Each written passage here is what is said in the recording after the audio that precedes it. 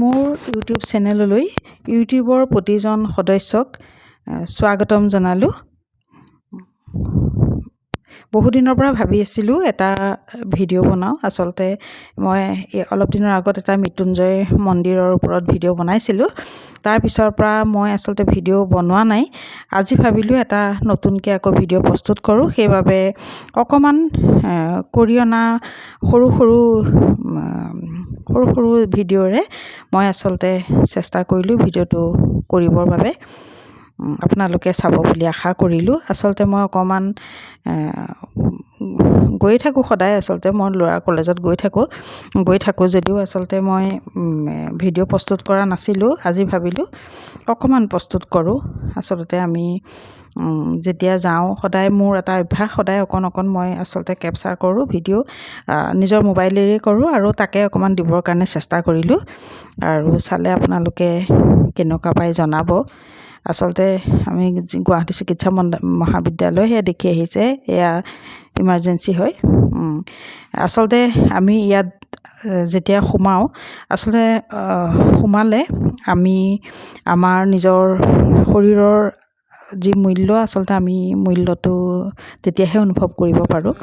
তাত সোমোৱাৰ পিছত যি পৰিৱেশ আমি দেখা পাওঁ, সেই পৰিৱেশ দেখাৰ পিছত আচলতে আমি যিমান গৌৰৱ কৰোঁ, অহংকাৰ কৰোঁ, বা আমি বিভিন্ন সময়ত হয়তো কেতিয়াবা টকা পইচাক লৈ গৌৰৱ কৰোঁ, কেতিয়াবা নিজৰ সৌন্দৰ্যক লৈ গৌৰৱ কৰোঁ, বা বিভিন্ন সময়ত বিভিন্ন ক্ষেত্ৰত আমি নিজৰ কেতিয়াবা সন্তানক লৈ গৌৰৱ কৰোঁ।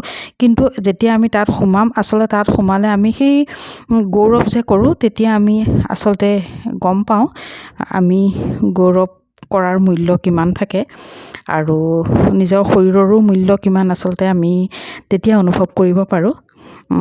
সেইবাবে আচলতে অকণমান মই যাওঁতে সেয়া গুৱাহাটী চিকিৎসা মহাবিদ্যালয় অকণমান সেয়া দেখালোঁ আৰু লগতে সেই ইমাৰ্জেঞ্চি। আচলতে মই ৰাস্তাৰেহে গৈছোঁ, গৈ থাকোঁতে মই অকণমান ভিডিঅ' কৰি ৰাখিছিলোঁ আৰু ৰাখি পেলাই ভাবিলোঁ আজি অকণমান আচলতে মই